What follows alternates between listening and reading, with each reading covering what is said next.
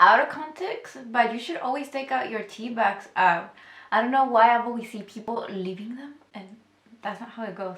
At least with black tea, you should like leave them for 3 to 5 minutes and then take them out. Otherwise it's gonna go bitter, and maybe that's why you think you don't like black tea, but it's actually because you don't know how to make it. I like coffee with my coffee. I'm a no bullshit kind of girl.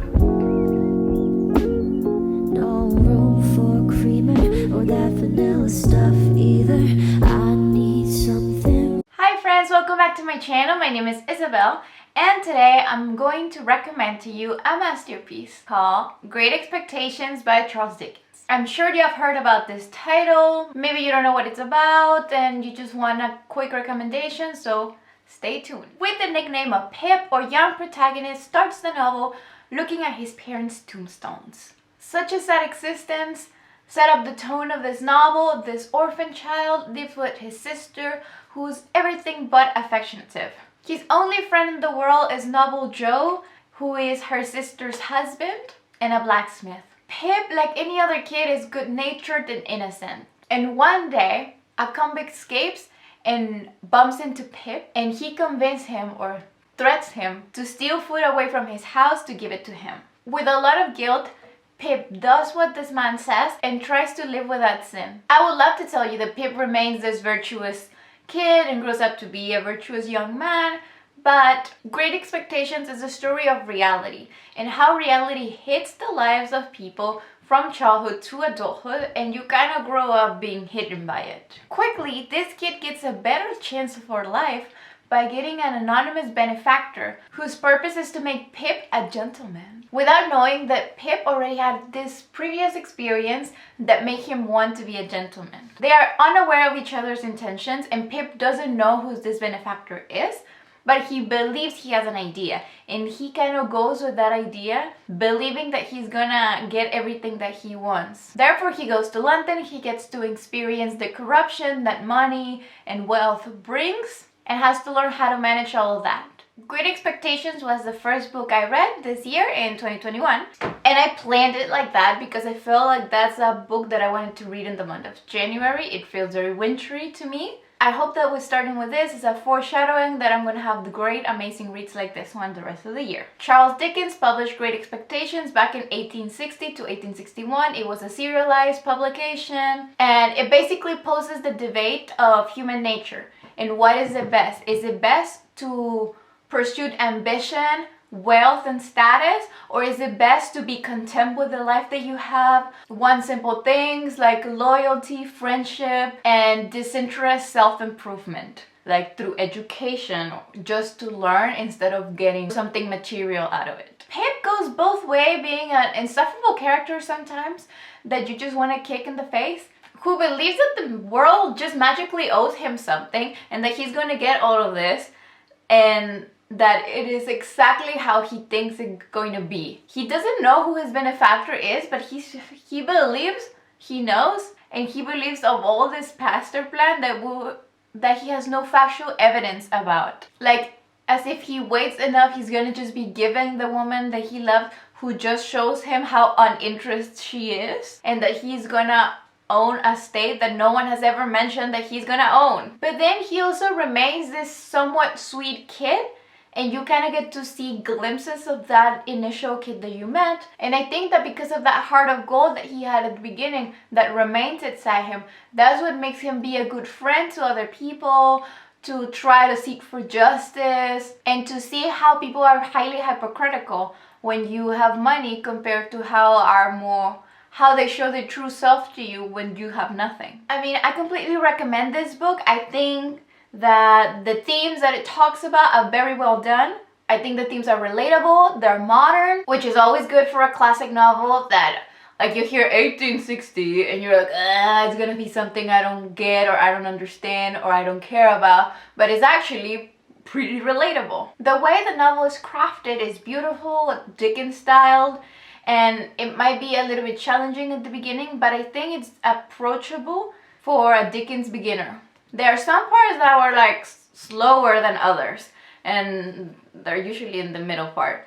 The ending is like very quick and it all comes together so beautifully. But those slower parts are worth it for the things that you get at the ending. And it is one of those novels with every little detail that you were like, why are you telling me all of these things that I don't care about? They kind of end up being important and you need to pay attention to that. And I always love those kind of things. For example, some of the best moments are in Mrs. Havisham's room, and those are some of the best imagery and settings that I've ever read. And characters are always important to me. If you have watched this channel enough, you know that I'm a sucker for a good character. I love that the majority of characters in Great Expectations are well-rounded, complex, not good, not bad. They're just very human. Starting with Pip, you are to expect a flawed protagonist. And you get to see him grow. So the thing is that you kind of see things that Pip doesn't really catch on. And you have all these clues that maybe the things that he believes in are not how they are. So you are sometimes in it with him in his fantasy, but sometimes you're not. So you kind of get to see him and feel maybe sorry for him, or just wait to see his reaction, which is really cool. I think it's very well balanced, those moments. And I believe that the foundations that Dickens do in the part when he's a kid are really good to remind you that this is a character that you know is good or that he sensed was good. His core was good. Then we have Joe, the blacksmith who becomes Pip's first father figure, friend, and companion, who's undeniably the best person in this novel.